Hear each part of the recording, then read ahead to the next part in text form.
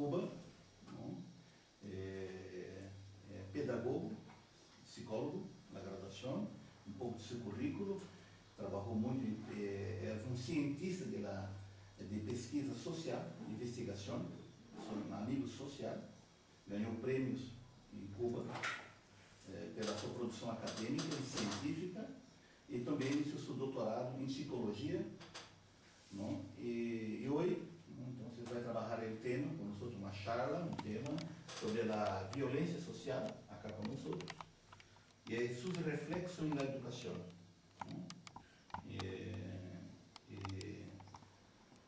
Eu acredito que é um momento muito importante para nós recebê-lo acá, não?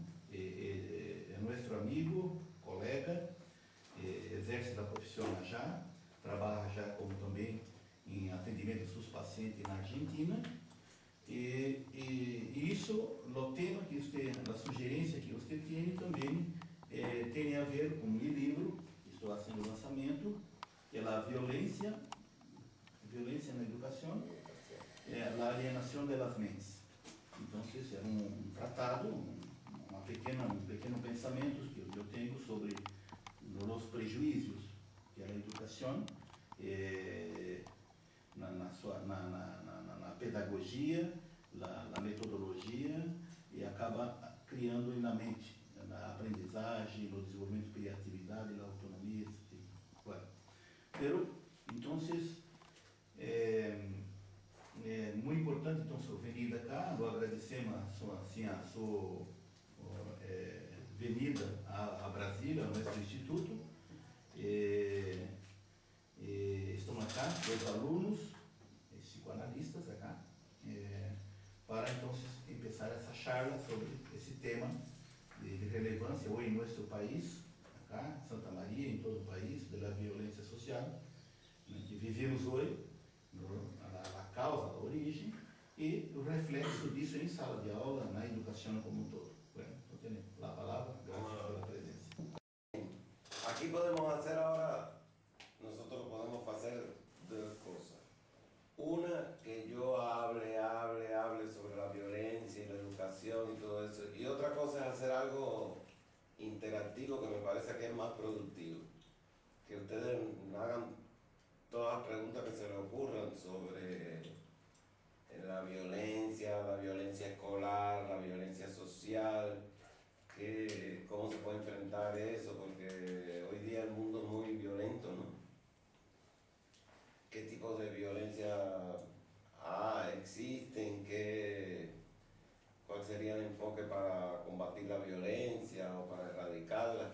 No sé qué es lo que más les puede interesar. Así que hablen con libertad. Siempre pasa así. Primero todo el mundo se calla y después todo el mundo habla a la vez.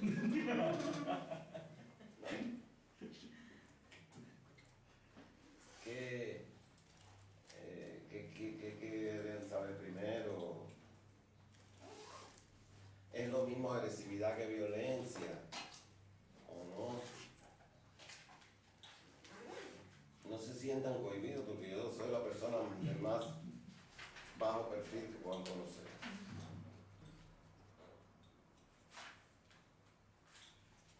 A ver. Ou você hace uma introdução e depois eles começam. Bueno, también. Bueno, vamos a hacer entonces una introducción. Miren, el estudio de la violencia empieza por el estudio de la agresividad, porque la agresividad se da desde el mundo animal y se da en el ser humano. Entonces hay muchos estudios sobre la agresividad en los animales. Ustedes habrán observado que cuando un animal cualquiera, ya sea doméstico, no tiene que ser un animal salvaje, por ejemplo, cuando no se le da la comida o tiene cierta incomodidad, agrede.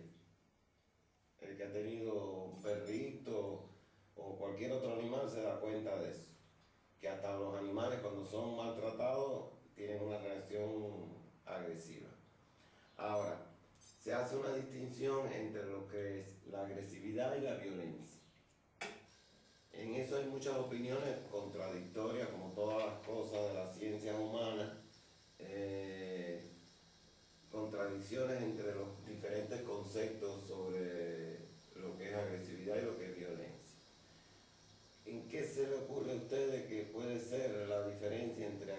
agresividad y violencia. Agressividade, de repente, uma forma de defesa? Sería la agresividad. Uma Pero- forma de se defender agredindo? Sí, puede ser. O sea, para obtener algo en la vida hay que tener cierta cuota de agresividad, pero no sobre la base de hacer un daño a otro, sino de poner toda nuestra energía y de empujar para eliminar obstáculos. En ese sentido se puede hablar de agresividad, como una agresividad, vamos a llamar, sana. Ahora, hay una diferencia contigo. Yo, dame un beso. Ah, bueno, ahora sí. Ah, en Brasil son dos, ¿verdad? No, no. Entonces, la agresividad, habíamos dicho que puede servir para obtener ciertas metas que nosotros nos proponemos. Y también para defendernos.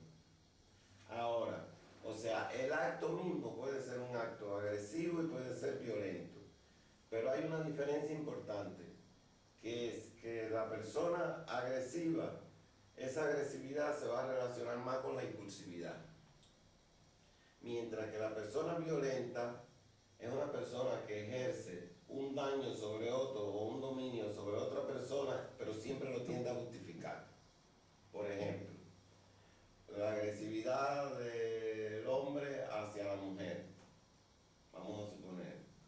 En un caso, saben que hay varios tipos de violencia, violencia psicológica y violencia física. Vamos a suponer un grado extremo de violencia física contra su mujer. Eso lo justifica porque la mujer se condujo mal, porque es una prostituta, por esto, por esto, por esto y por esto. O sea, el violento siempre tiene un argumento. Tú que eres abogado, para defender ese acto violento.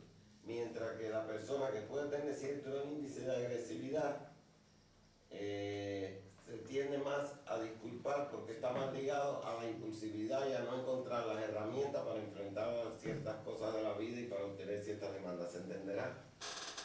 ¿Se entiende? Entonces, la violencia es un fenómeno que generalmente se estudia desde un enfoque de sistema. O sea, porque la violencia tiene que ver con la persona violenta, con la persona violentada, pero tiene que ver con otras cosas que son micro y macro sociales. O sea, desde la persona tiene que ver con conflictos intrapsicológicos, que eso es lo que estudia acá psicoanálisis, me imagino que ya más o menos están en ese camino, ¿no? Ahora, analizar la violencia solamente desde el lugar de lo intrapsicológico quedaría algo ahí importante que es el contexto. O sea, nosotros tenemos aquí como la materia prima y nosotros somos la fábrica, ¿entiendes? Entonces, la calidad de un producto va a depender de la materia prima y de la fábrica que lo procesa. Entonces, los actos violentos van a depender de lo intrapsíquico que hay en la persona, que tiene que tener algún tipo de alteración para poder cometer un acto de violencia. Aunque eso vamos a discutir después de qué depende ese acto de violencia, si es más grave, menos grave. Pero la persona que comete actos violentos sistemáticamente alguna alteración psicológica tiene, porque nadie asesina a otro para llevarlo al caso extremo siendo una persona totalmente normal. Normal en el sentido emocional. Ahora, está la fábrica somos nosotros mismos como las cosas que actúan en la sociedad, en el medio, en la comunidad, actúan sobre esa persona violenta. Y de ahí sale el producto de lo que es la violencia en sí misma. Por ejemplo, la violencia escolar. La violencia escolar es un reflejo de la violencia social, no al revés. O sea, la violencia escolar no es la que genera la violencia social, sino que la violencia social genera una violencia que va a trascender los límites de la escuela por diferentes razones, donde se puede dar violencia física y violencia psicológica. Hay que que aclarar una cosa, que la violencia no es solamente una respuesta hacia otra persona. El hecho de no escuchar lo que el otro dice, lo que el otro demanda, es un acto violento. Y eso es muy importante porque ¿cómo decir? No podemos ver el acto violento, primero, desde el punto de vista físico, solamente. Segundo, desde el punto de vista psicológico, pero la escucha es muy importante porque si uno no escucha a la otra persona, está también generando no solo violencia en uno, sino violencia en el otro porque no le doy la atención requerida. Y eso puede pasar desde el niño, desde los meninos, hasta las personas adultas. ¿Se entiende? O sea que seria a violência velada, a mais difícil de detectar, porque uno mesmo sofrendo a violência custa a perceber e interpretar isto como sendo um acto violento. Ajá. Y primero, como no lo reconoce como acto violento, se puede convertir en un hábito. Sí. Y al convertirse en un hábito, va acrecentando la violencia del otro y de uno mismo. ¿Se entiende que yo hablo? Vocês estão entendendo o que está falando? Porque si no me O detiene. espanhol, estão conseguindo acompanhar? Ah, bueno, entonces está bien. Entonces, la violencia va a depender de tres cosas para analizar la violencia: de la intensidad con que se dé la violencia, de la frecuencia con que se dé la violencia en la persona, y una cosa que se... A ver, voy muy a prisa. Eso es un defecto mío, que yo hablo muy rápido. Não, pero eu estou entendendo. Dá para entender. Sí, pero están copiando y... O sea, la violencia va a depender de la intensidad, de la frecuencia con que se dé y de la amplitud de las conductas que abarca la violencia. Porque una persona puede ser, fíjense, una persona puede ser muy violenta en su medio laboral o en el medio social y no ser violenta en su medio personal. Eso puede ocurrir también. Que son las sorpresas que nos llevamos cuando dicen fulano golpeó a la esposa, pero ¿cómo es posible si es una persona excelente en el trabajo, etcétera? O sea, que hay que tener en cuenta la amplitud de las conductas que abarca esa violencia, porque son cuestiones de grado, ¿no? Entonces, hay varios enfoques para estudiar la violencia. Uno es el enfoque psicopatológico, desde la psicopatología, que ahora le voy a explicar en qué consiste. Otro desde un enfoque cultural, desde modelos culturales. Y otro desde la interacción de sistemas. Y otro que relaciona las emociones, ¿cómo es? Emociones, los conocimientos, es decir, los pensamientos y la conducta. O sea, hay varios enfoques para estudiar la violencia.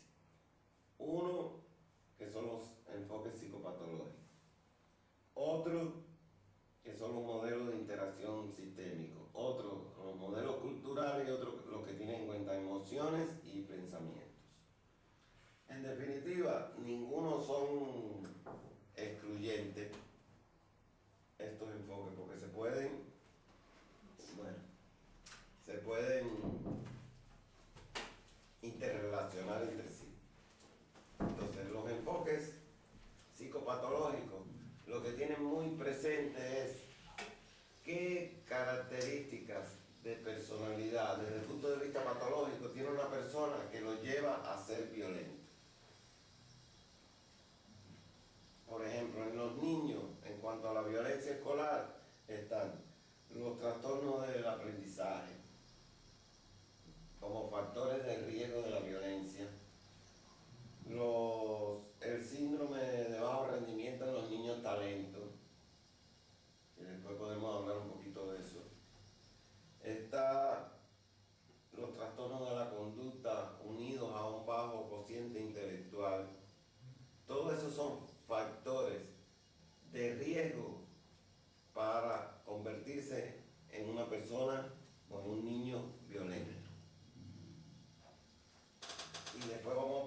agregar otros factores más. Entonces, desde el punto de vista sistémico, lo que tiene en cuenta es el factor intrapsíquico de lo que produce violencia en la persona, pero también qué cosas, factores sociales como son la marginación, la discriminación, la pobreza. Esos son factores que son generativos de violencia. La falta de educación, la falta de límites que es típico de nuestra sociedad actual. Es decir, miren, hay en YouTube, en internet, hay un juez español de menores que trabaja con menores violentos. Y entonces él está haciendo un análisis ahí muy interesante. Después yo le puedo dar bien exacto la página, pero está en YouTube el video. Donde él habla que hoy día él tiene hijos, ¿no? 2 hijos adolescentes. Los hijos se están convirtiendo en hermanos de los padres por aquella cosa de no poner límites, de esos errores que han habido en la pedagogía y en la psicología también, donde todo es permitido, porque los niños no se deben frustrar, porque el adolescente se está desarrollando autonómicamente y no hay que estar poniendo límites, y los padres tienen que decir no, y muchas veces no tienen que dar explicación de por qué no, simplemente porque lo dice el padre y punto. Porque la falta de límite es una de las causas también que ha provocado la violencia. Entonces este juez relata ahí como casi el hijo se está convirtiendo en su padre. Lo dice en forma de chiste, pero es muy serio, por una falta de límite. Hay una confusión, que eso es importante también, muy grande, entre lo que es represión y control social de la violencia. Son dos cosas distintas. La represión, que puede ser acompañada de falta de libertades, etc., es una cosa. Y el control que tiene que ejercer cualquier sociedad es otra. Porque una de las características, no sé exactamente en Brasil, pero por ejemplo en la Argentina se está viviendo una situación de violencia en la calle terrible. Se está convirtiendo en un hábito. Y eso se debe a la falta de control social también. Y el control social viene por las leyes, que tienen que ser suficientemente claras y duras y precisas contra la violencia. Tienen que ser aplicadas y tienen que ser cumplidas.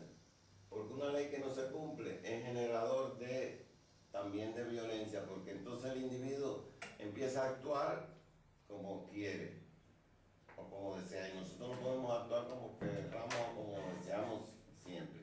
Recuerden el malestar de la cultura de que hablaba Freud, de que es lo que es el papel de la cultura, que es como un dique que hace que el individuo no pueda expresar libremente sus pulsiones. Entonces, si soltamos a las personas y no hay ningún control social de nada, es un desastre. Entonces, eso es lo que hace cambiar la violencia de una época social a la otra, porque no en todas las épocas ha sido lo mismo. Entonces, el control social es importante para poder trabajar la violencia, con la violencia, para eliminarla o atenuarla.